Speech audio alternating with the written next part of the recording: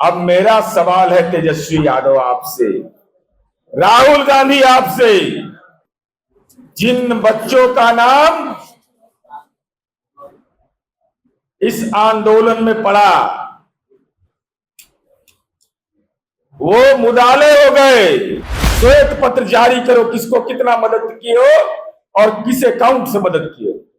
Coaching centre के लोगों ने यह किया तो दो अपनी कमाई का हिस्सा। जो तुम्हारे पास दौलत है बेशुमार, आपके पास उस दौलत में से उन बच्चों को हिस्सेदारी दीजिए।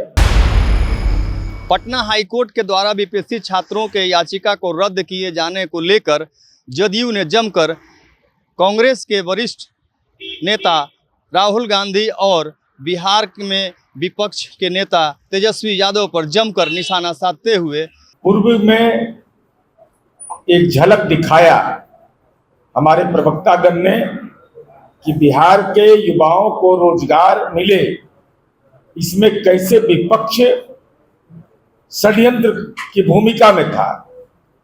माननीय उच्च न्यायालय पटना ने कल क्रिमिनल रिट केस नंबर 752/2025 में न्यायिक आदेश दिया है। न्यायिक आदेश के बारे में आपको बहुत सारी बिंदुओं की आपको जानकारी हो गई है। हम केवल नेताजी का चरित्र दिखाना चाहते हैं। ये नेता सब जो है आजकल बहुत तरह के नेता बन रहे हैं। वैनिटी वैन वाले हैं, लाठी हमारे शरीर पर पड़ेगा और तमिलनाडु में वर्षा के लिए पहुंच गए, बरसात कुछ हो जाए।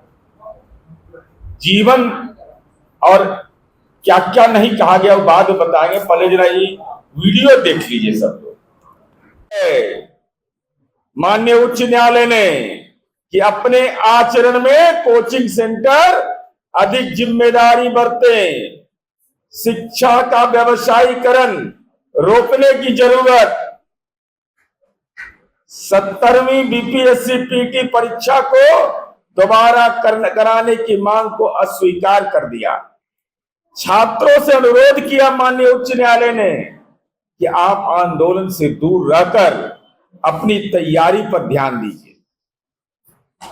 भ्रांति फैलाकर परीक्षा को रद्द करने का प्रयास किया गया, कराने का।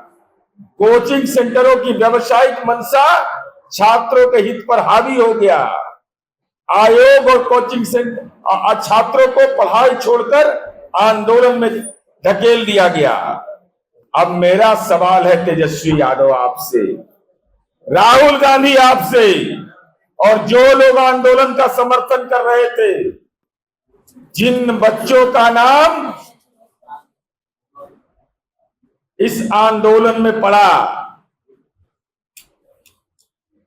वो मुदाले हो गए। बताओ किसको किसको लीगल एड दिया, कानूनी सहायता दिया उन बच्चों को। वो गरीब के बच्चे अगर जेल की सलाखों तक गए, जमानत मूव किया, श्वेत पत्र जारी करो किसको कितना मदद की हो और किस अकाउंट से मदद की हो। और दूसरा सवाल मेरा है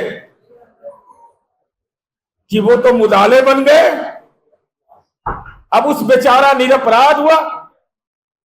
माननीय उच्च न्यायालय ने भी कहा कि उसको गुमराह किया गया। कोचिंग सेंटर के लोगों ने यह किया तो दो अपनी कमाई का हिस्सा।